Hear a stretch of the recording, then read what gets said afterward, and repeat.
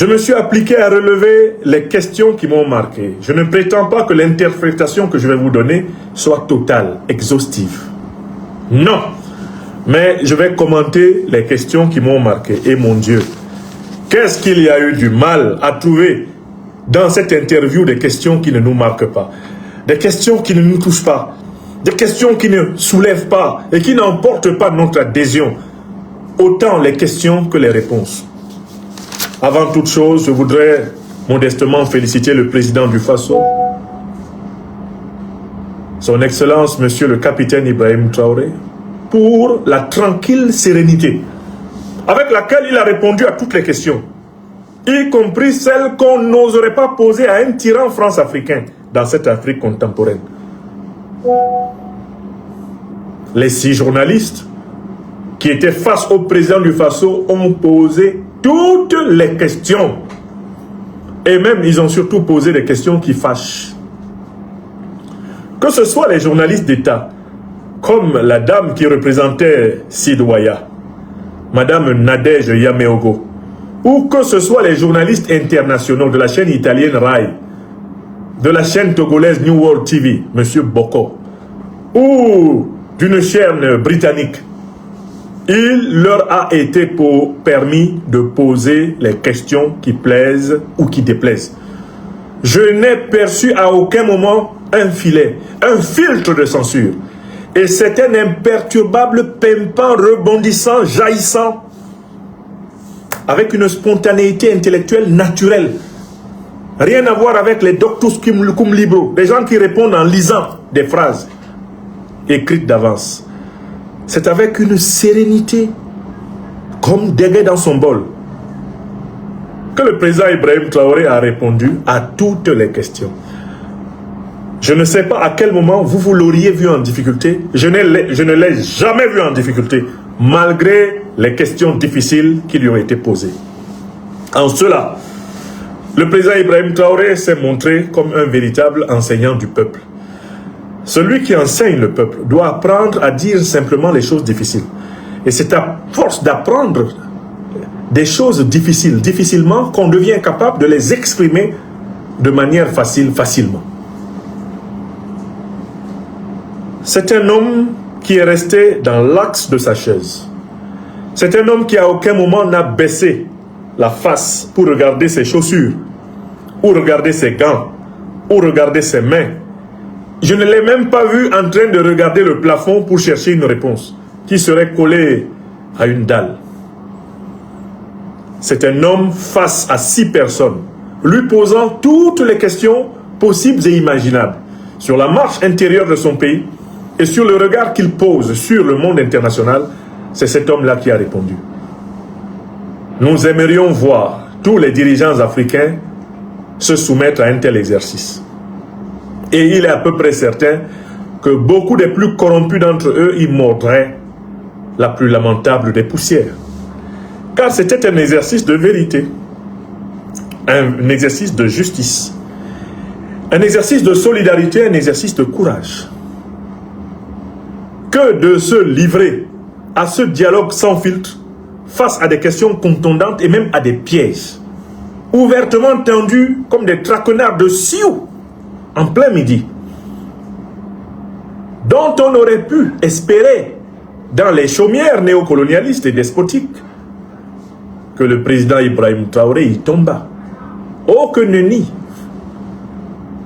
Le chef de l'État du Faso, de son jeune âge, prouve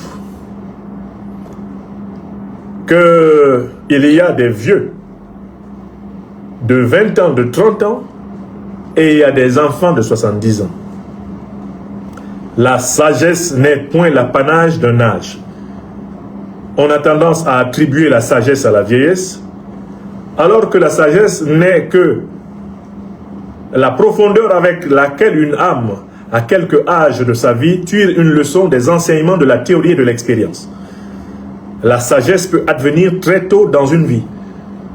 La sagesse n'est pas une qualité essentiellement attachée à l'amplitude chronologique, mais à l'effort de la compréhension logique, à la sapience de l'existence, d'instant en instant. Et l'homme qu'on a vu devant ces journalistes, avait la tranquille assurance d'exercer le ministère le plus important de son temps, celui de la souveraineté, de la prospérité et de la dignité des siens.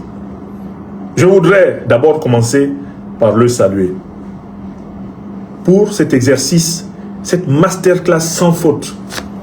Il n'a jamais glissé, il n'est jamais tombé. On lui a tendu des pots de banane, des cordes. On a même creusé des tranchées sur la route de ses réponses.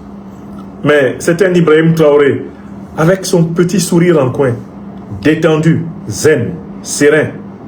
C'est un Ibrahim Traoré capable, tel un bulldozer, d'avancer sérieusement sur toutes les questions, en s'exprimant dans une langue qui n'est ni celle des scolars, des érudits, de l'académisme pur, aux discours amphigoriques, ni dans la langue banale, eh bien, des cahotteurs, eh bien, du marché ou des corsaires, du port.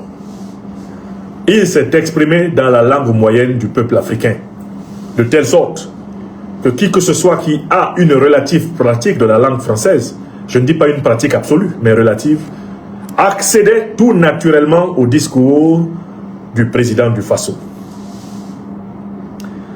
J'ai aussi aimé la diversité de la composition des journalistes, et surtout la présence de journalistes de la presse étrangère, dont on aurait pu croire qu'ils avaient été choisis pour faire plaisir au président Ibrahim Traoré. Or, que ce soit le journaliste italien, ou que ce soit la journaliste à l'accent anglophone qui se sont exprimés, ils ont franchement posé des questions qui auraient pu énerver plusieurs AESiens, plusieurs Sahéliens, plusieurs panafricanistes. À certains moments, on avait presque envie de bondir de sa chaise pour dire qu'ils se taisent. Ils ne peuvent pas poser ces questions à Abidjan. Ils ne peuvent pas les poser à Yaoundé, ils ne peuvent pas les poser à Dakar, ils ne peuvent même pas les poser à Paris. C'est à Ouaga qu'ils se permettent de venir les poser. Oh que non! Bien au contraire. Qu'ils aient posé ces questions, ça a été un véritable lever de balle qui a permis au président Ibrahim Traoré de se matcher merveilleusement, de marquer échec et mat à tous les coups. Échec et mat à tous les coups. J'ai même vu échapper à un moment donné de la vapeur d'oxygène de la bouche de la journaliste britannique qui croyait, avec ces questions rédigées dans un français approximatif, dominé par l'idiotisme de la langue anglaise, qui est sa pratique habituelle, elle croyait mettre en difficulté le président du Faso, alors qu'en réalité, la naïveté agressive de ces questions a été un bonheur absolu. Car ça a été l'occasion de pourfendre les préjugés les plus têtus, développés par le néocolonialisme médiatique français, le terrorjournalisme à la Serge Daniel Bobo-Oundada, alias le Hibou de Dakar, le terrorjournalisme à la Nassim Ouassra, alias le porte-parole des groupes terroristes sur France 24, TV5, RFI et consorts. Ces journalistes, dans leur incroyable volonté de coincer le président du Faso, ont rendu un immense service à la vérité. Quelquefois, le chemin qu'on prend, dit le président de Génération Un Peuple Solidaire, Guillaume Kibafori Soro, pour échapper à son destin, est celui par lequel il se réalise. Il aura donc fallu que ces journalistes, outrecuidants, impertinents, sur les bords, intentionnellement décidé à piéger le président du Faso et à le conduire à une contradiction afin de lui offrir un enterrement médiatique de première classe, il aura fallu qu'il vince chez nous à Ouagadougou et qu'il rencontre l'homme dont on parle. L'homme dont on parle. Le leader de la révolution progressiste populaire, Sankara II, Ibrahim Traoré.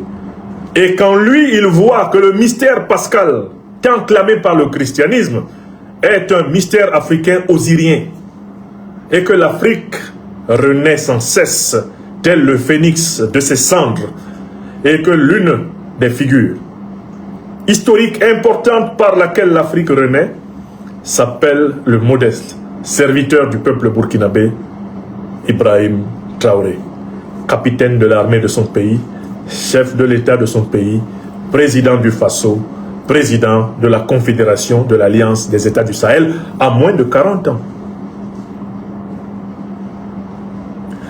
Je peux vous dire que les 2h14 de cette interview s'inscrivent tout naturellement parmi les archives de la parole orthogonale de la parole véridique, de la parole politique directement partagée, qui serviront de base à l'éducation de la classe politique africaine, dans laquelle nous avons été trop habitués à des dirigeants qui parlent pour ne pas être compris, à des dirigeants qui biaisent, qui bricolent, qui contournent, des dirigeants qui caressent la vérité à tort et à travers, parce qu'ils ont peur de prendre des risques puisqu'ils sont dans la main de leurs vassaux.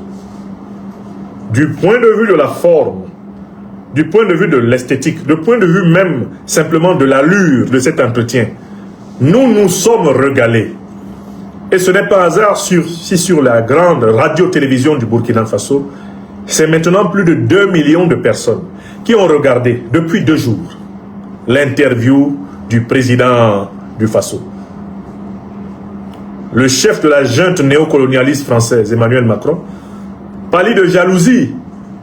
Il souffre d'une véritable crise gouménique, pour reprendre un concept populaire ivoirien, quand il voit Ibrahim Traoré à 2 millions de vues pour une interview qui a été donnée il y a à peine 48 heures.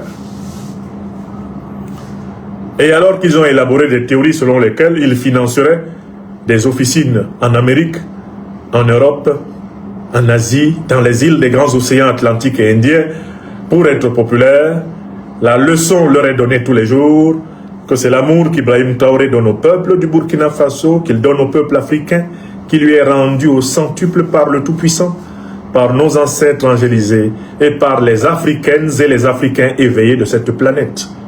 Par les Européennes et les Européens éveillés de cette planète, par les Asiatiques éveillés de cette planète, par les Américaines et Américains éveillés de cette planète. Car Ibrahim Traoré vibre dans une dimension planétaire, celle de la vérité, justice, solidarité universelle. Il a affirmé lors de cette interview son antiracisme. Il a affirmé l'universalisme africain. Non pas pour se positionner comme un leader d'une couleur de peau, mais comme le leader qui veut participer à l'émancipation de son peuple, sans considération biologique. C'est donc un grand moment de communication politique, un grand moment de vérité spirituelle, un grand moment de vie que le président du Faso nous a offert avec les 6 intervieweurs lâchés comme des fauves dans la fosse où on a jeté Daniel. Ibrahim Traoré était une sorte de Daniel, jeté dans la fosse de Nabucodonosor à Babylone. Les 6 journalistes étaient comme des lions, chargés de le dévorer. Mais comme l'a dit un autre Daniel, à savoir Daniel Kafando, ils ont jeté Daniel dans le trou. Animal bouche ouvrie ne peut pas manger Daniel. L'esprit de Dieu est sauvé Daniel. Oh. On peut parodier cette chanson de Kafando et dire: ils ont jeté Ibé dans les trous. Animal bouche ouvrie ne peut pas manger Ibé. L'esprit de Dieu est sauvé Ibé. Oh. Il était dans la fosse au lion avec la tranquillité de Daniel face au lion de Nabucodonosor. Ils ont envoyé toutes sortes de questions. Des questions d'Unguru, des questions Guinaru, des questions Gaou, des questions Boubourou. Ils ont envoyé toutes sortes de questions. Ibé Séré a calmé tous les lions qui grondaient. Et à la fin de l'interview, une espèce de sourire s'était emparé de toute l'assemblée. Et il avait vaincu. Non pas par l'arrogance, non pas par la prétention, non pas par une quelconque supériorité sur les journalistes qui lui faisaient face, mais simplement par le ministère de la vérité. Le service scrupuleux de la vérité. Donc il y a dans cette interview à boire et à manger pour tout Africain qui a faim et soif de vérité. Il y a dans cette interview à boire et à manger pour tout être humain qui a soif de vérité, de justice et de solidarité humaine. il n'y a pas un seul bout de cette interview où vous puissiez entrer sans vous retrouver face à la lumière de l'émancipation africaine. Il l'a fait briller d'un bout à l'autre. Sans hésitation. Les chats ne s'appelaient pas des animaux miaulants et détenant des griffes. Non. Les chats étaient des chats. Les chiens n'étaient pas des animaux huants, aboyants, pourvus d'une queue et d'une bouche allongée, d'une langue pendante. Non, les chiens étaient des chiens. Ibrahim Traoré a joué le jeu. Et ce jeu est celui du respect du peuple. Le respect des vis-à-vis et le respect de soi. Un dirigeant qui ne se respecte pas, qui ne respecte pas le peuple qui l'écoute, qui ne respecte pas ceux qui l'interrogent, n'a pas le droit de diriger. Alors, voilà les observations générales sur la forme du moment que nous avons vécu. Et je veux vous dire, si vous n'avez pas regardé cette interview, s'il vous plaît, regardez-la. Soignez-vous de nos dirigeants somnifères. Soignez-vous des ennemis de l'Afrique qui continuent à tenir en laisse plusieurs de nos pays en écoutant l'interview d'un chef d'État véridique. Maintenant, nous allons entrer dans la deuxième grande partie de ce travail. Le Gandaogo Tengr Biga du Burkina Faso va maintenant entrer dans les matières qui ont été traitées. Les matières étaient lumineuses. L'excellent journaliste principal Aboubacar Sagnon, que je salue, comme je salue toute la grande maison de la radio-télévision du Burkina Faso, avec notre cher Mounira Sanfo, entre autres. Aboubacar Sagnon, en véritable maître de cérémonie, en médiateur de la parole, qui a maîtrisé la circulation de la parole d'un bout à l'autre, sans heurts ni anicroche. Aboubacar Sagnon nous a annoncé tout de suite que l'interview se déroulerait comme une pièce de théâtre, mais cette fois-ci sérieuse, pas tragicomique, mais politico-pédagogique, en deux moments. Il y aurait deux tableaux, nous disait-il, dans ce palais de Kourouba à Ouagadougou, où le président du Faso, Ibrahim Traoré, de son petit sourire naturel, attendait l'avalanche des interrogations. Dans le premier tableau, ce serait l'actualité nationale et confédérale qui serait abordée par trois journalistes questionnant le président du Faso, à savoir Nadège Yameogo de Sidouaya, Salif Sanogo de la TVAES, rebaptisé pour l'occasion Lassina Yao de Green Zinger Studio. Cela essaierait de tanner le cuir du chef de l'État burkinabé pour l'obliger à cracher toutes les vérités cachées en lui sur l'actualité nationale et confédérale. Puis il y aurait un deuxième tableau, un tableau international. Ce tableau international serait cette fois-ci, eh bien, mené en bonne intelligence avec trois autres journalistes, à savoir Yousra El Pagou de Sky News, la journaliste qui avait un accent plutôt british, avec pour New World TV, chaîne togolaise, un certain Gilles Bokor. Et avec pour la Rai TV de l'Italie, Valerio Cataldi. Valerio Cataldi. Guardate comme elle est belle. Nous avions là, quand vous vous installiez devant votre télé et que vous voyez tous ces six cerbères du journalisme national et international burkinabé sur le dos du président du Faso, vous disiez, voilà, ça ne va pas être facile. Ou alors vous vous exclamiez comme les Ouagalais, il y a Wotode. Il y a quelqu'un qui va tacler le président dans cette affaire. Oui, les six étaient à l'affût. La première partie est très intéressante. Je m'intéresse aux questions qui m'ont marqué. Il y avait beaucoup de questions, mais je commenterai les questions qui m'ont marqué.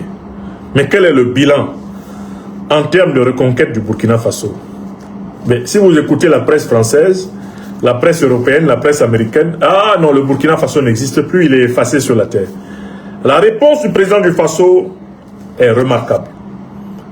C'est le Burkina Faso qui mène l'initiative sur le terrain de la sécurité. Alors qu'avant lui, c'est-à-dire sous Damiba et tous les présidents précédents, pendant la période de la crise de l'impérial terrorisme, la stratégie du Burkina Faso était de réagir après les attaques. Eh bien, désormais, la stratégie du Burkina Faso consiste à agir avant les attaques. C'est l'anticipation tous azimuts sur le terrain. Et Ibrahim Traoré de dire, savez-vous pourquoi nous anticipons mieux? Pour une raison toute simple, c'est que l'ennemi ne sait pas ce que nous pensons. L'ennemi ne sait pas ce que nous pensons parce que nous avons endogénéisé la formation de nos hommes. N'ayez pas peur des mots. Endogénéisé. Ça signifie mettre au service du pays ceux qui sont du pays pour servir le pays. L'endogénéisation, c'est l'internalisation. C'est le fait que la formation des forces de défense et de sécurité du Burkina Faso n'est plus faite par des officiers appartenant à des pays qui sont les parrains des groupes terroristes, c'est-à-dire les officiers de l'OTAN, car c'est l'OTAN qui est derrière les groupes terroristes. C'est bel et bien l'OTAN qui, ayant créé Al-Qaïda et l'État islamique, a organisé le saccage de la Libye, l'invasion du Sahel, du Golfe de Guinée, l'invasion de l'Afrique centrale, maintenant l'invasion de l'Afrique australe. Ibrahim Traoré dit, nous gagnons, nous avançons maintenant sans coup férir parce que l'ennemi ne sait pas ce que nous pensons. Pourquoi? Parce que nous nous formons par nous-mêmes. Ce ne sont ni les officiers américains, français, britanniques, italiens, anglais, européens et consorts qui se mêlent soi-disant de former nos hommes. Nous reconquérons les localités de notre pays, nous reconquérons notre territoire jusqu'au bout des frontières parce que nous sommes désormais les maîtres de nos secrets de défense. Dans la foulée, on demande au président Ibrahim Traoré pourquoi y a-t-il des tueries, pourquoi y a-t-il des déplacés. Le président Ibrahim Traoré fait remarquer que tout cela est tout naturellement en baisse. Si on regarde objectivement l'état dans lequel le Burkina Faso était sous Damiba, sous Roch-Marc Christian Kaboré, et qu'on le compare à l'état dans lequel il est sur le plan sécuritaire sous Ibrahim Traoré, il n'y a pas photo. L'ennemi devient fou. Il commet ça et là des bavures lâches. Il tente d'imposer une guerre de guérilla, mais l'armée du Burkina Faso, désormais armée populaire, avec les VDP et avec les Wanyignan, lui impose une contre-guérilla efficace. Mieux encore, mieux que jamais équipée, mieux que jamais dotée de ressources humaines idéologiquement préparées, une armée dont la ressource humaine est endogène et entièrement contrôlée par son propre discours est en train d'éradiquer à pas de géant le terrorisme sur la terre bénie du Burkina Faso. On demande au président Ibrahim Traoré pourquoi la brigade des volontaires de la patrie devient une armée. Réponse, elle devient une armée parce que nous avons compris que pour combattre le terrorisme, nous devons à la fois utiliser les forces de la centralisation et celles de la décentralisation. C'est en donnant le plus de responsabilités possible au peuple en armes que nous sommes capables de répondre de manière efficace à l'offensive de l'ennemi. L'hypercentralisation favorise l'hyperfragilité car si on frappe le centre, la périphérie est perturbée. Alors qu'une organisation qui privilégie une centralisation souple avec des centres de puissance et des armées qui circulairement circonscrivent l'ennemi permet de mieux faire face à l'impératif d'autonomie de lutte. Ibrahim Traoré de déployer la théorie des VDP nationaux, VDP régionaux, VDP communaux. Ce qui m'a fait penser au modèle grâce auquel l'Iran est en train d'infliger une défaite sévère aux États-Unis et à Israël. Israël et les États-Unis avaient misé sur le fait que toute l'organisation de la défense iranienne était centrée sur Téhéran. Ils ont consacré leur bombardement, leur frappe sur Téhéran. Ils ont même décapité l'élite politique de la révolution islamique d'Iran en tuant l'ayatollah Seyed Ali Khamenei. Ils ont cru que c'était terminé. Erreur. L'Iran, depuis plus de 20 ans, s'était préparé en organisant chacune de ces régions en zone autonome de défense de la République. La défaite infligée aux pilotes américains dont les avions ont été abattus il y a quelques heures est une illustration parfaite de cette théorie de la défense centralisée souplement et décentralisée efficacement. Le président Ibrahim Traoré dit que le Burkina Faso pratique le principe de centralisation et de décentralisation assouplie, en donnant une autonomie de fonctionnement nécessaire à ces unités combattantes. C'est dans cet esprit que les VDP sont désormais une armée à part entière parmi les armées qui composent la grande armée africaine du Burkina Faso. On demande au président Ibrahim Traoré s'il est en train de former les hommes pour l'hiver noir ou pour l'albinos noir. Le président Ibrahim Traoré donne un premier espoir sur la notion d'albinos noir et dit c'est un événement positif. C'est une grande innovation, c'est un grand progrès qui attend le peuple du Burkina Faso. Ainsi, la notion d'albinos noir devient une notion qui est liée à l'optimisme et probablement à une grande réalisation au profit du peuple burkinabé. Mais, quant à la notion d'hiver noir, elle va être encore plus précisément déterminée par le leader énigmatique du Burkina Faso comme une agression organisée par les puissances impérialistes contre le peuple africain, une agression qui a d'ores et déjà commencé. Entendez, l'agression réorganisée par l'OTAN, par le néocolonialisme français, à travers leurs pays supplétifs, qui sont au nord de l'Alliance des États du Sahel, l'Algérie, au nord-ouest de l'Alliance des États du Sahel, la Mauritanie, malheureusement contre leur volonté et avec leur volonté, le Sénégal, au sud de l'Alliance des États du Sahel, la Côte d'Ivoire, malheureusement avec ou contre leur volonté, le Ghana, au sud de l'Alliance des États du Sahel, notamment le Bénin et le Nigeria. L'hiver noir, c'est le plan d'agression généralisée contre l'Alliance des États du Sahel qui est actuellement sur la table de l'OTAN et qui est l'objet des réunions de la CEDEAO. Personne n'a manqué de voir la réunion des chefs d'état-major français, béninois et ivoiriens à Cotonou. C'est l'une des étapes préparatoires de cette tentative d'invasion générale pour déstabiliser l'alliance qui incarne la souveraineté radicale des Africains. Et c'est cela que le président Ibrahim Traoré appelle l'hiver noir. Hiver, pour faire signe que c'est une saison qui est pensée depuis l'Occident pour tenter de contrôler l'uranium, l'or, le pétrole, le manganèse, le gaz, le coltan, le lithium, le diamant, la richesse des Africains. Hiver, ici, est un indice vers une saison typiquement européenne, occidentale.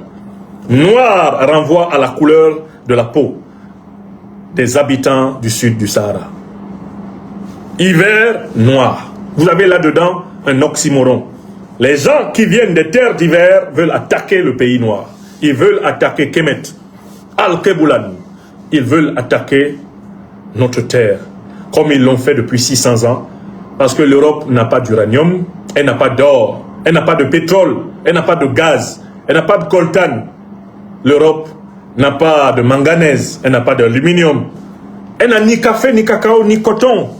L'Europe est un continent pauvre, dirigé par des criminels, qui depuis 600 ans pillent les terres des autres pour compenser ce que Dieu ne leur a pas donné, au lieu de passer par le travail, l'effort, la négociation, le compromis, le consensus, le respect du bien d'autrui, toute valeur pourtant proclamée par leur religion de référence du bout des lèvres, le christianisme, qui dit « Ne faites point aux autres ce que vous ne voudriez point que les autres vous fissent ».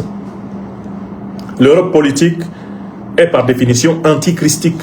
Elle fait aux autres ce qu'elle ne veut pas que les autres lui fassent.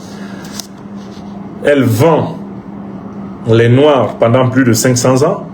Elle ne veut pas qu'on le lui fasse. À peine il y a 6 millions d'Européens qui sont trucidés par Hitler qu'on nous rebat les oreilles jusqu'à la fin du monde. Eux, ils ont massacré des centaines de millions de Noirs. Ils étaient tous d'accord. On comprend pourquoi d'ailleurs certains ont assassiné le Christ. Ils leur disaient trop de vérité. Ceux qui disent trop de vérité ne vivent pas longtemps. Ils sont souvent très rapidement envoyés du côté des anges. Le président Ibrahim Traoré ayant décrypté davantage les métaphores de l'albinos noir et de l'hiver noir, fait face maintenant à une question. On lui demande, mais qu'est-ce qui peut expliquer ce succès des forces de défense et de sécurité du Burkina Faso face à l'ennemi? Réponse, il y a eu un changement de tactique et de stratégie. La tactique, c'est la manière de mettre en œuvre une stratégie sur le terrain. La stratégie, c'est la vision d'ensemble de la manière de bouger de l'ennemi et de la manière de bouger de l'ami, de telle façon que l'ami écrase l'ennemi. Qu'est-ce qui a permis au Burkina Faso de renverser la vapeur, de passer à l'offensive pendant que les terroristes, quant à eux, sont en voie de disparition, et que l'existence d'un terroriste sur la terre du Faso est aussi brève que celle d'une mouche? C'est parce que le Burkina Faso, une fois de plus, a décidé de ne plus combattre le terrorisme avec des puissances terroristes. On ne peut pas avoir à Ouagadougou les officiers de l'OTAN incrustés dans l'armée burkinabé et prétendent combattre les mercenaires de l'OTAN, c'est-à-dire Al-Qaïda et l'État islamique, qui sont des organisations de mercenaires de l'OTAN. L'armée burkinabé n'aurait jamais pu les vaincre en ayant des espions européens, des militaires américains, français, européens, à l'intérieur des forces de défense et de sécurité qui renseignaient tout naturellement l'ennemi. Deuxième élément, le Burkina Faso élabore sa propre doctrine de formation de ses forces de défense et de sécurité. Et il n'en donne le secret à personne que ceux qui se battent authentiquement dans le Burkina Faso pour le Burkina Faso. Et voilà comment les résultats extraordinaires ont été observés. Un avancement exceptionnel a été observé. Alors, les journalistes chargés de harceler le président Ibrahim Traoré, de le pousser à la faute, lui disent « Oui, mais dans ce succès, vous semblez privilégier certains contre d'autres.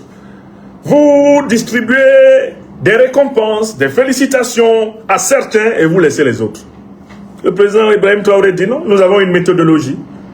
Lorsqu'un soldat, un sous-officier ou un officier va au-delà de la mission telle qu'elle était prescrite et accomplit des actes de bravoure extraordinaires, nous avons un fichier et un formulaire qui doit être rempli pour le féliciter, pour le primer. Il s'agit non pas d'un privilège qui serait réservé a priori à certains soldats, non, il s'agit plutôt d'une motivation, d'une félicitation, d'une incitation qui est donnée à certains soldats afin que leur exemple fasse tache d'huile dans nos armées. Voilà comment Ibrahim Traoré sort du premier traquenard ouvert qui lui est tendu. On veut l'accuser de favoritisme envers certains militaires et dit « Je n'ai fait aucun favoritisme, ce sont les militaires les plus valeureux qui sont favorisés. » Or, favoriser celui qui a le mérite, ce n'est pas une injustice, c'est un acte de reconnaissance. Et comme le dirait Aristote, cela appartient simplement à la péréquation de la justice distributive. Il faut non pas simplement donner à tous la même chose. Pour qu'il y ait justice, il faut aussi que l'on donne à chacun selon ce qu'il mérite. Si on était uniquement dans l'idée de donner à tous et à chacun la même chose, les voyous, les paresseux, les nullards, les poltrons auraient systématiquement la même chose que ceux qui ont été courageux, ceux qui ont pris des initiatives, ceux qui ont pris des risques assumés avec des résultats probants. La justice n'est pas que la distribution de la même chose à tout le monde, elle est aussi la distribution du mérite à celui qui mérite. Elle n'est pas qu'une justice commutative, elle est également une justice distributive, donnée à chacun selon son mérite. Et c'est l'équilibre de la justice commutative, donnée à tous la même chose, et de la justice distributive, donnée à chacun selon son mérite, qui crée la véritable justice politique, et même qui permet la justice comme équité, comme le dirait John Rawls. On questionne le président Ibrahim Traoré sur l'incursion d'une armée voisine au Burkina Faso. On lui demande ce qu'il en pense. Alors, cette armée, c'est l'armée ivoirienne, qui est entrée en territoire burkinabé et qui a voulu implanter abusivement son drapeau sur un territoire burkinabé. Cela m'a rappelé un épisode. Un épisode qui a eu lieu quand l'ancien président du Faso, l'ancien lieutenant-colonel Paul-Henri Sandaogo Damiba, était au pouvoir. Damiba, qui a cherché ces dernières années à assassiner son successeur Ibrahim Traoré, qui a tenté toutes sortes de coups d'État ubuesques pour restaurer l'ordre néocolonialiste français. Paul-Henri Sandaogo Damiba, on peut dire tout le mal qu'on a le droit de dire de lui, il a au moins un mérite, c'est d'avoir refusé de répondre positivement à une proposition indécente. d'un satrape reptilien venu de Sendou pour troubler la paix des Ivoiriens. Et ayant renié notre belle terre burkinabé de Sendou, dans l'espoir de troubler toute l'Afrique avant d'être bientôt dégagé, à savoir Alassane Dramane Ouattara. En effet, Alassane Dramane Ouattara, après avoir bien sûr noyé Paul-Henri Sandaogo Damiba dans d'énormes bouteilles de champagne et probablement dans des voluptés beaucoup plus sensuelles que les bulles de champagne, lui proposa à brûle-pourpoint: mon cher Damiba, il faut que tu signes que le département de Sendou fait désormais partie du territoire de Côte d'Ivoire. Et ce seront désormais la police, la gendarmerie et l'armée de Côte d'Ivoire qui vont sécuriser Sendou. Tu sais, c'est là-bas que reposent les restes de mes parents. Damiba dessoula. Ce néocolonisé frelaté eut un rare moment de lucidité et s'écria: Yawotode, Wallahi Bilay Tala, je peux faire tout au Burkina, mais si j'ai vendu un seul morceau du territoire du Burkina, monsieur le président, même mon cadavre ne pourra pas être enterré au Burkina. C'est ce qui vaut à Damiba de n'avoir pas eu un exil doré en Côte d'Ivoire quand il est tombé. Car dès qu'il est tombé, il a cherché à aller chez son tonton Ouattara, qui l'aimait beaucoup. Et celui-ci lui a fait savoir, d'abord il a commencé par ses jurons. Vous connaissez ces jurons en langue dioula, bambara. Il a commencé par ses jurons traditionnels. Le premier commence par la racine Nyamoro, le deuxième continue par Danga, et le troisième finit par Batra. Quand Ouattara finit de dire ça, après il dit du mal de toi et il ne veut plus jamais te voir. Voilà comment Damiba s'est retrouvé au Togo. Pourquoi? Parce qu'il n'a pas donné Sendou à Ouattara. Donc Alassane Dramane Ouattara est habité par la pulsion de possession d'une partie du territoire burkinabé. De préférence celle qui est proche de son village paternel. Là où il sait que c'est de là qu'il vient. Lui qui ment, qui vient de Dembokro. Dembokro où les sages ont dit que son nom c'est Aosimben. Celui derrière qui tu n'as rien. Parce qu'il n'est pas d'ici. C'est lui seul qui sait qu'il est de Dembokro. Les gens de Dembokro ne savent pas ça. On sait qu'il est de Sendou. Mais comme il a renié Sendou, nous-mêmes à Sendou, on l'a renié aussi. Voilà pourquoi je l'appelle le reniard. Le reniard. L'homme qui a renié et qui a été renié. Donc ce monsieur, 1, 2, 3, avec le soutien de ses maîtres néocolonialistes français et otaniens, tente des infiltrations en territoire burkinabé pour redessiner la frontière, avec l'espoir d'intégrer Sendou en Côte d'Ivoire. La réponse du président du Faso, Ibrahim Traoré, est ferme. Il dit que c'est une provocation qui est en rapport avec l'hiver noir. Ainsi, l'hiver noir, c'est le néocolonialisme français, c'est l'impérialisme occidental, c'est Ouattara Dramane, c'est Patrice Talon. Ce sont les gens de l'hiver noir. Ce sont eux les agents de l'hiver noir. Citation, nous sommes déjà en guerre. On n'a pas peur de la guerre. Si on nous cherche, on nous trouve. Le président du Faso adresse par là un message à Ouattara Dramane, à savoir qu'il n'y a pas en Côte d'Ivoire de militaires prêts à mourir pour Ouattara. Mais il y a au Burkina Faso des militaires prêts à mourir pour le Burkina Faso. Même pas pour simplement Ibrahim Traoré. Et que le jour qu'il veut affronter l'armée burkinabé, il faut qu'il prépare son bateau à Abidjan et un hélicoptère rapide, comme d'habitude, pour aller se cacher au Gabon. C'est le message qui lui a été envoyé. En français d'Abidjan, on dit « Wa chercha, wa trouva ». « Wa trouva » ou à supporta. Ça, c'est le message envoyé par le président du Faso à Ouattara Dramane. Maintenant, on amène le président du Faso sur le terrain de la révolution progressiste populaire. On lui demande quel est le bilan. Et là, il fait preuve d'une pédagogie extraordinaire. Il dit que bientôt va être publié le manifeste de l'idéologie de la révolution progressiste populaire. Mais ce manifeste a patienté parce qu'il fallait écouter toutes les couches et tout le génie de la société. Plusieurs initiatives de théorisation idéologique ont été faites. Et c'est à partir de l'écoute de toutes ces initiatives qu'une formalisation est en cours, dans laquelle participera tout naturellement l'Institut des peuples noirs, dirigé par l'ancien Premier ministre Maître Joachim, eh bien, Apollinaire Kielem de Tambela. Institut des peuples noirs dont votre serviteur a l'honneur d'être l'un des membres du conseil d'orientation. Donc, bientôt à Ouaga, nous serons réunis en session extraordinaire de l'Institut des peuples noirs pour travailler à donner notre contribution à ce manifeste de l'idéologie de la révolution populaire progressiste. Que dit Ibrahim Traoré à travers cela? Que la révolution populaire, progressiste populaire, n'est pas une invention solitaire, un rêve isolé d'Ibrahim Traoré. C'est un cerveau collectif, c'est un cerveau social. C'est une pensée à plusieurs, c'est une pensée ensemble, c'est une œuvre commune. C'est la mise en œuvre de cette idée d'un Nkrumah. Africa must unite. So must be united, Burkina Faso. Africa must unite. Let us think together. Pensons ensemble.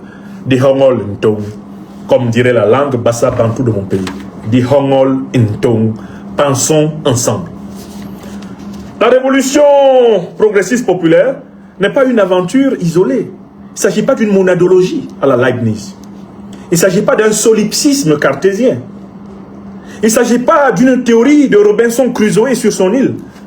Ibrahim Traoré s'immerge dans la pratique théorique de son peuple avant de dégager la théorie de la pratique de son peuple. La révolution progressiste populaire est la mise en forme des aspirations légitimes du peuple burkinabé afin de lui donner sa boussole avec laquelle il va affronter les récifs dangereux de la vie dans ce monde. Alors, bien sûr, arrivent les questions pièges. La charte de la révolution a-t-elle pour but de donner au président Ibrahim Traoré le pouvoir à vie? N'est-ce pas la mort de la démocratie? Le chef de l'État burkinabé porte alors là une estocade théorique remarquable au concept de démocratie qui relève en réalité d'une propagande de l'Occident pour endormir les Africains. Car l'Occident n'a jamais été démocratique. Ni dans l'Antiquité, ni au Moyen-Âge, ni dans les temps modernes, ni dans les temps contemporains, l'Occident lui-même n'a jamais été démocratique. La démocratie n'a jamais existé sur cette terre des hommes. Démonstration. Quand ils ont utilisé le concept de démocratie dans l'Antiquité, c'était les Grecs au 7e siècle avant notre ère. Les femmes et les esclaves étaient exclus de cette affaire. Si les femmes et les esclaves sont exclus d'un système politique, est-ce que c'est la démocratie? Si démocratie signifie pouvoir du peuple pour le peuple et par le peuple, pourquoi dans l'Antiquité, quand le concept a été pensé par les Solons d'Athènes, par les Clisthènes, pourquoi on a exclu les femmes et les esclaves? C'était la démocratie? Non.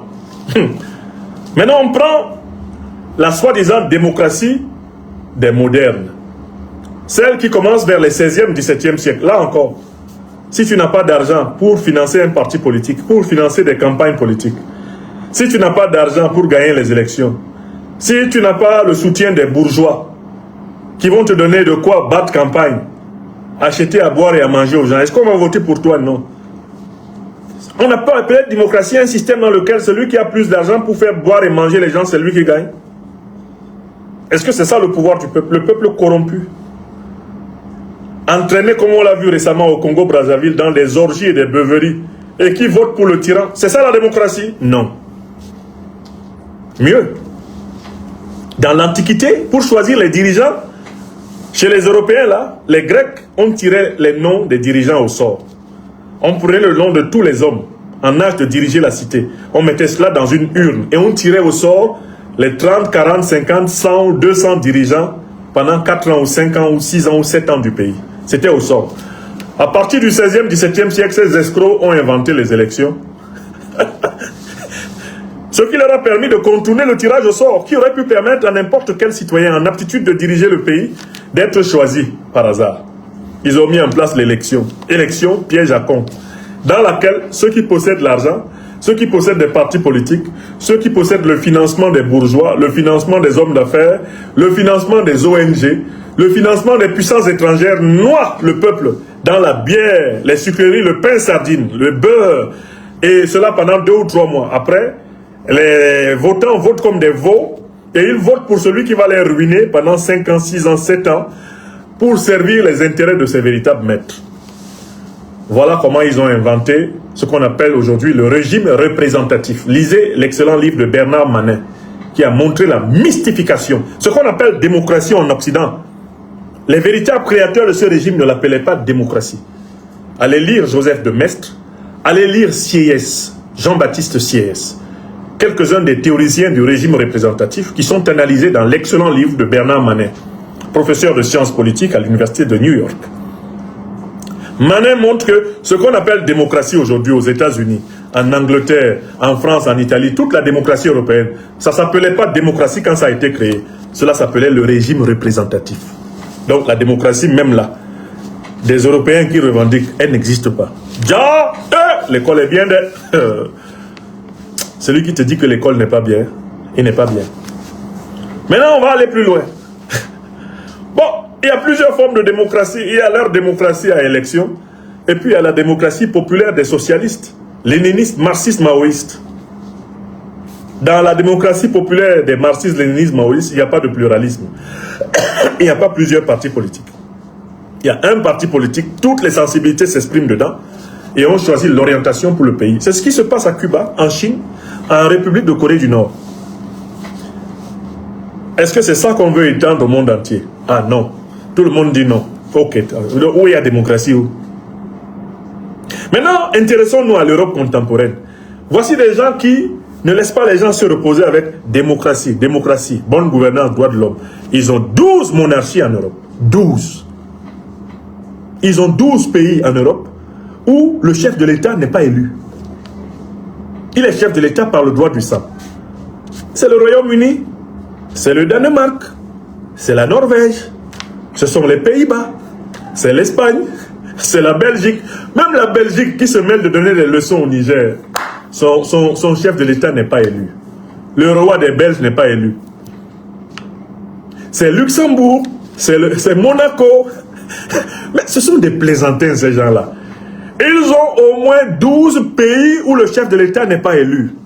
Où les gens sont chefs d'État de père en fils ou de mère en fils. Bref, par la voie du sang, sans élection. Les gens qui n'ont pas de chef d'État élu, peuvent-ils nous donner des leçons de démocratie? Comment nous, les Africains, on a même fait pour tomber dans le piège là dans les années 90? Oh, démocratie! Démocratie! Ceux qui nous en parlaient ne la respectent pas.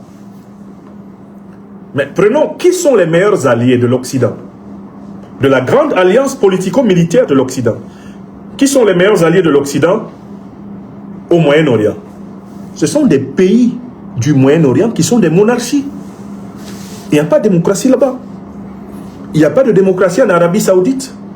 Les Américains et l'OTAN ne bombardent pas l'Arabie Saoudite pour ça. Ils s'en vont bombarder l'Irak et l'Iran, la Libye. Au nom de la démocratie. Il n'y a pas de démocratie en Arabie Saoudite. L'autre jour, je remarquais même que les terroristes qui ont attaqué les États-Unis le 11 septembre 2001 étaient tous saoudiens. Hein? On peut faire ça?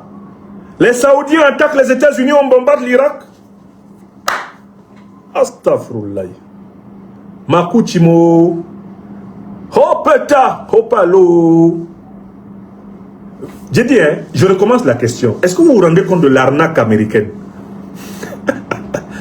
L'Amérique a été attaquée le 11 septembre 2001 par un groupuscule de terroristes saoudiens qui sont venus avec des avions et qui ont frappé les 2 tours du World Trade Center. Tout le monde a vu. Est-ce que vous savez que c'était des Saoudiens? Il n'y avait pas un Irakien dedans. Expliquez-moi pourquoi George Bush a attaqué l'Irak et pas l'Arabie Saoudite. Parce que ce sont les Saoudiens qui ont attaqué les États-Unis. Ouais, le monde est méchant. En pidgin English du Cameroun, on dit upside is bad. C'est-à-dire le dehors aussi que tu vois là, c'est mauvais. Les démons se promènent. Mais pourquoi les États-Unis ont-ils attaqué l'Irak alors que ce sont des Saoudiens qui ont attaqué les États-Unis? Aujourd'hui, on peut dire qu'ils se sont auto-attaqués parce qu'ils voulaient un alibi pour attaquer l'Irak. Et mettre la main sur le pétrole irakien. Puisque de toutes les façons, ils contrôlent déjà le pétrole saoudien. C'est l'origine des pétrodollars. Pétrole contre sécurité. Ils ont créé un alibi. Ils ont laissé attaquer les États-Unis pour pouvoir mettre la main sur les richesses irakiennes. Vous avez compris maintenant? Nyambou mamé. Ni énorme longueur. Ayame. Ayamewa.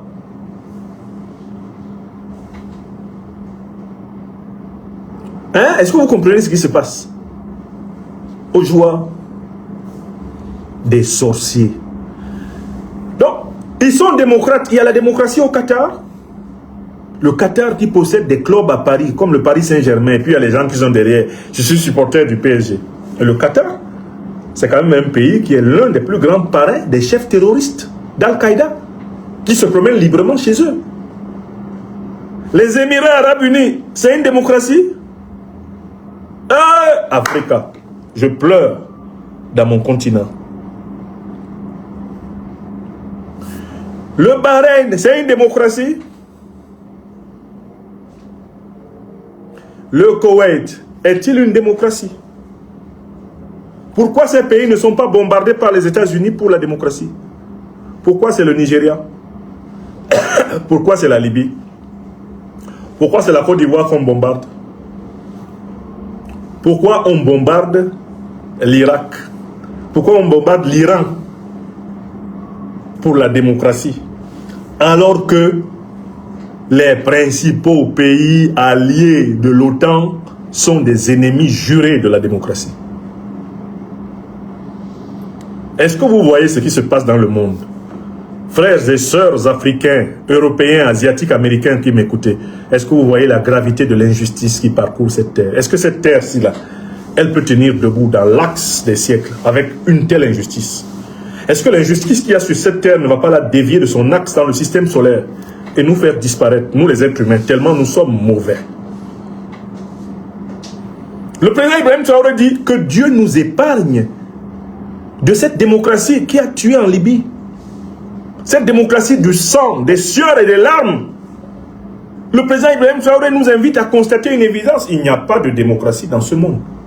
Mais attendez, s'il y avait la démocratie dans ce monde, les États-Unis, qui ont jeté des bombes atomiques sur le Japon, auraient été punis. S'il y avait la démocratie dans ce monde, la France, dont l'armée a pratiqué des crimes de guerre, des crimes contre l'humanité, des crimes économiques, contre plusieurs pays du monde, serait punie. S'il y avait la démocratie dans ce monde, le Royaume-Uni, qui est l'une des puissances les plus criminelles des 600 dernières années de l'histoire de l'homme, aurait été puni. Où est la démocratie dans ce monde? Où les criminels veulent faire des leçons de morale au monde. Qui a lancé des bombes atomiques sur Hiroshima et Nagasaki? Qui a massacré et détruit la Libye? Qui arme le Rwanda et l'Ouganda contre la République démocratique du Congo? Qui est à l'origine de la création d'Al-Qaïda et l'État islamique? Les mêmes puissances qui veulent nous apprendre la démocratie. Moi, personnellement, j'ai intercalé une toute petite lettre qui permet de savoir ce que c'est que la démocratie. Vous prenez la lettre N. Vous regardez le mot démocratie. Vous la calez entre O et puis C. Et puis vous avez ce que c'est. Ça donne quoi? La démocratie. Le pouvoir d'aider des démons. Qu'est-ce que c'est qu'un démon? C'est quelqu'un qui dit le contraire de ce qu'il fait. C'est un être mensonger. La démocratie, c'est le plus grand mensonge politique de ces 200 dernières années sur la terre. Gare à celui qui y croit. Gare à celui qui y croit. La démocratie à la française qui a permis de massacrer des êtres humains dans plus de 15 pays africains pendant plus de 200 ans. La démocratie à l'américaine, le professeur Mearsheimer a évalué à près de 38 millions de personnes tuées par les États-Unis depuis le début du XXe siècle. 38 millions de personnes ont été tuées par les guerres américaines depuis le début du XXe siècle. C'est ça la démocratie américaine. La démocratie britannique, des millions d'êtres humains massacrés. La démocratie belge, c'est 20 millions de bras coupés au Congo, avec le roi des Belges qui se permet de vendre le Congo au Royaume de Belgique. Quand je pense à cela, j'ai du mal à dormir. Comment un type, un petit Belge, la Belgique est un pays que tu traverses en une demi... Qu'est-ce que j'ai failli dire une demi-journée, en 2 heures de temps. Tu traverses la Belgique en 2 heures de temps. La Belgique n'a même pas la taille de la région de Kinshasa. La région de Kinshasa en République démocratique du Congo, est plus grande que la Belgique. La région de Kinshasa, en République démocratique du Congo, est plus grave que la Belgique. Et le roi des Belges a vendu la République démocratique du Congo.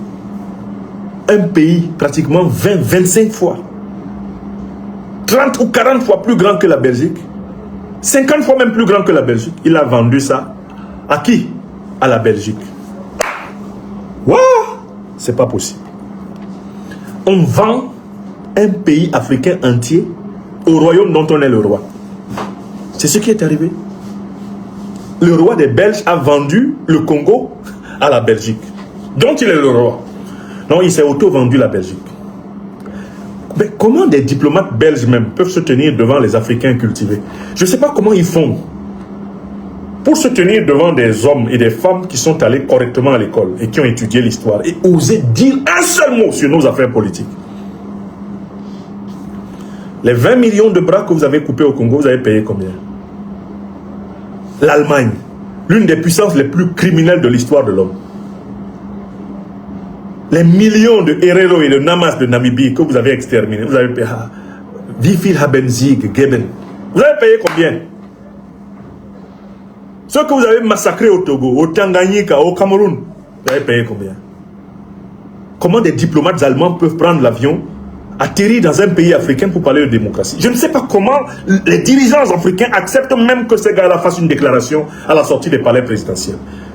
Est-ce que vous savez que c'est inhumain pour ceux qui ont une vraie culture historique que des dirigeants européens, des diplomates européens fassent des déclarations à la sortie de nos palais? Il y a des palais africains où on ne donne pas la parole aux Africains qui disent la vérité pour l'Afrique. Je prends l'exemple du palais de mon pays natal, le Cameroun. On n'a jamais donné la parole sur le perron du palais, soi-disant de l'unité à Yaoundé, à un Africain qui dit la vérité pour l'Afrique. Chaque fois, on reçoit des individus qui font des déclarations alambiquées, emberlificotées. Voilà, nous sommes venus rencontrer le chef de l'État de la République du Cameroun. Vous savez, les relations entre la Belgique et le Cameroun sont des relations multidécennaires qui comprennent des dimensions multilatérales allant de la question sécuritaire à la question du développement. La Belgique met un point d'honneur à aider le Cameroun à aller vers l'atteinte des objectifs du millénaire. Et nous avons le bonheur d'échanger avec le président de la République du Cameroun qui nous a montré toute la bonne volonté des dirigeants camerounais pour travailler dans une étroite intelligence avec la Belgique afin d'apporter un certain nombre de réponses aux préoccupations qui sont communes à nos deux chers pays. C'est dans ce cadre-là qu'au nom de Sa Majesté le Roi de Belgique, qui rendra d'ailleurs une visite au Cameroun dès que ce sera possible, et du Premier ministre de notre gouvernement, nous nous sommes rendus au Cameroun. Je dis parfois, je suis assis devant ma télé comme ça, je ne sais pas ce que je dois gifler. Ma télé, moi-même, pourquoi j'ai écouté même ça? Ils viennent dans tous nos pays, ils font des déclarations. Alors que nous savons les crimes pour lesquels ils n'ont pas payé. Est-ce qu'il ne devrait pas y avoir une décision collective des Africains d'interdire les dirigeants de l'Union européenne de parler sur le perron de nos palais? Si nous ne sommes pas capables de donner la parole à ceux qui parlent dans l'intérêt de nos peuples sur le perron de nos palais, interdisons les déclarations sur le perron de nos palais. Ces gens-là n'ont rien à nous apprendre en termes de valeur de la civilisation politique. Le président Ibrahim Traoré a donc procédé à un enterrement épistémologique du concept de démocratie. Un enterrement de première classe. Il a enterré ce concept de démocratie. Que dis-je? Ce concept de démocratie, mettez N entre O et C, dans un cercueil zingué. Cercueil zingué. Ceux qui viennent du Cameroun savent ce que c'est qu'un cercueil zingué. C'est-à-dire qu'un cercueil tel que même si le mort ressuscite, il va mourir quand même. Tellement le cercueil est fermé. Vous savez, il y a des gens qui ont été victimes d'erreurs d'appréciation, d'erreurs de diagnostic. On dit qu'il est mort. On le met à la mort, pourtant il n'est pas mort, il est dans une espèce de catalepsie. Mais quand on te prend de la morgue et on te met dans un cercueil zingué, voilà, et tu vas mourir. Tu ne peux pas survivre à ça. Voilà ce que le président Ibrahim Traoré a prévu pour le concept de démocratie, la démocratie des démons. Ils assassinent toute la terre. Ils massacrent en Afrique, en Asie, ils massacrent en Amérique et ils racontent démocratie et droits de l'homme. Terminé. On pose au président Ibrahim Traoré la question de la chefferie coutumière. On lui demande ce qu'il en pense.